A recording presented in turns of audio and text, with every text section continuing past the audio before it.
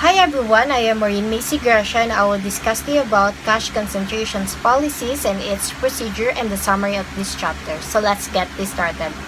So there is one key policy required for cash concentration, which is one that places responsibility for cash concentration on a specific group within the company. Otherwise, it can be extremely difficult to exert central control over par-blanc account that are normally under the control of managers of local subsidiaries.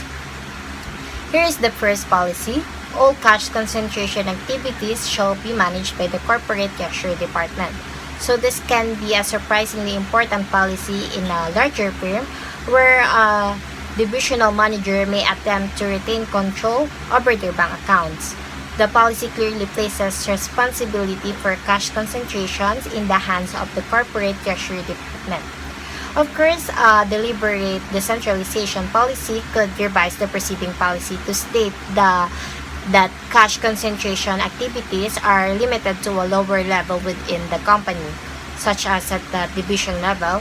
And it is also possible, but not necessary, the company's cash concentration strategy with a policy statement. As strategies for both small and large company are noted in the following two policies, which are small company policy and large company policy.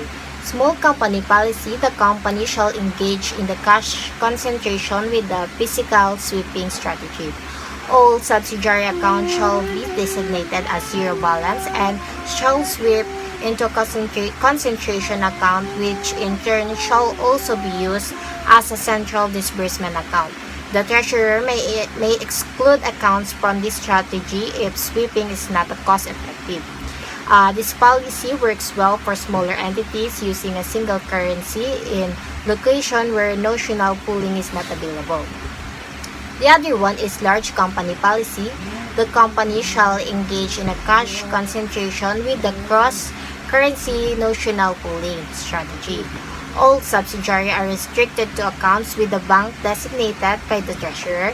In areas where notional pooling is not available, the treasurer may offer physical sweeping or no sweeping if it is not cost effective. This policy assumes that notional pooling will be organized under a single global bank and provides for the inevitable exceptions that will arise in some jurisdiction.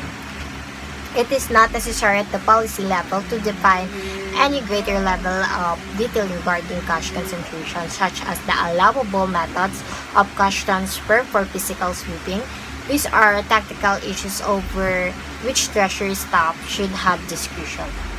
So let's go to the next topic, cash concentrations procedures. Once the cash concentration system is set up, the system should be fully automated with cash balances either shifting to a concentration account with physical sweeping or appearing in a notional account with a notional pooling arrangement. But there is no need to conduct a procedure for cash concentration. However, procedures are needed to track intercompany loans and related interest expense allocation. So what I'm going to present to you is the procedure for intercompany loan tracking and interest expense allocations. So for the first one, this procedure is used by the treasury staff to determine the amount of intercompany loans caused by the sweeping of cash from subsidiary accounts into the corporate cash concentration account, as well as the amount of internal interest charges related to these loans.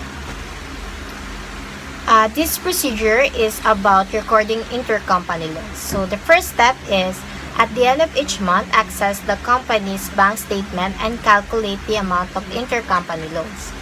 Intercompany loans that are outstanding from each subsidiary to the corporate entity that was caused by physical sweeps into the corporate cash concentration account.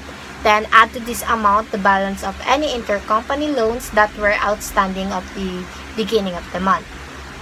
The next step is subtract from the revised intercompany loan balances to the amount of any expenditures that are related to each subsidiary for disbursement from the corporate shared services centers for payroll and disbursement. And for the third step, subtract from the remaining intercompany loans balances the amount of any cash flows. So from corporate to subsidiaries for other purposes such as debit balance replenishment. And the fourth step, calculate the incremental change in intercompany loan balances and create a journal entry. So in order to reflect the changes, and if there is an increase in a subsidiary loan to corporate, then this is a debit to their notes receivable account and a credit to corporate loans payable. So if there is a decrease in subsidiaries loan to corporate, then this entry is reversed. So for the fifth step, also calculate the average loan balance outstanding during the month, which is calculated on a daily basis by adding the beginning and ending balances and dividing by 2, which shall be used for subsequent allocations of interest, income, or expense. Then the sixth step, retain a copy of the calculation so you can use during the next month's calculation. Then seventh step, forward the intercompany loan calculation to the treasurer for approval. Then the last step, forward the approved calculation and journal entry to the general ledger accountant. So for the entry into the accounting system. So for this procedure is about allocating interest expense. So the first step is determine the market interest rate on debt, which is monthly interest rate charged to the company on its primary line of credit. Then the second step is calculate the intercompany interest expense to be charged to corporate for use of subsidiaries fund and credited to the subsidiaries based on the market interest rate multiplied by their average intercompany loans outstanding during the month. Then the third step is create a journal entry to reflect the interest expense, which is a debit to the corporate interest expense account and a credit to the subsidiaries interest income accounts. And if there is a net flow of cash to a subsidiary, then this entry is reversed. Then the fourth step is retain a copy of the calculation. Then fifth step, forward the interest expense calculation and journal entry to the treasurer course for approval. Then the last step is forward the approved calculation and journal entry to the general ledger accountant for entry into the accounting system. So for this procedure is used by treasurer staff to calculate the interest earned from the investment of cash concentration activities less administrative charges.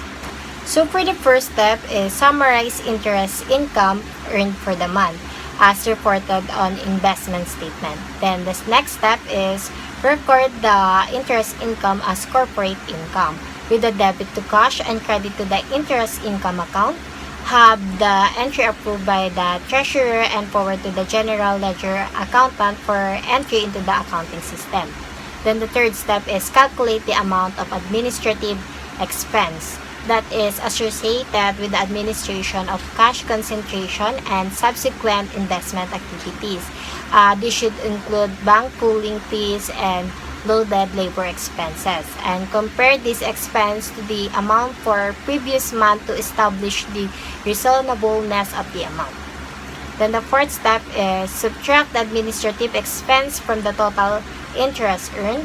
Then the fifth step is allocate the remaining interest earned to the subsidiaries based on the proportional average amount of intercompany loans they had outstanding to the parent company during the month.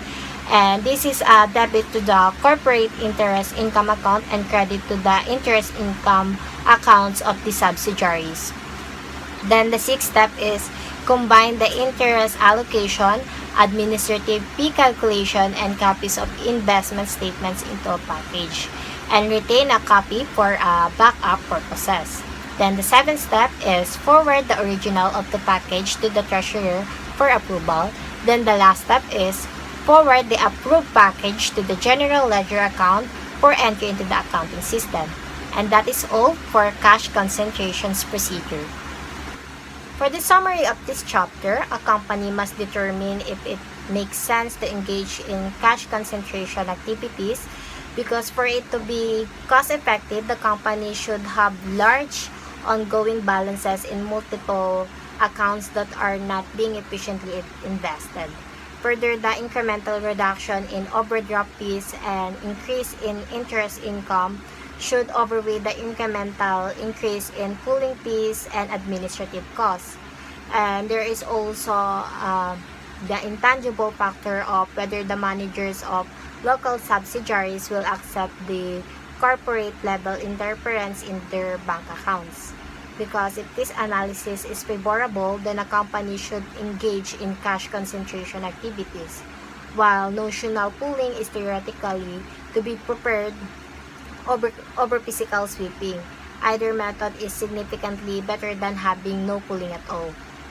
And also, manual sweeping is not recommended because it involves large volume of manually initiated transaction to transfer funds between accounts, and the level of automation associated with these services mandates the use of a large bank with the broad range of automated services. Like a small local bank simply cannot assist a multi-location company with the cash concentration strategy.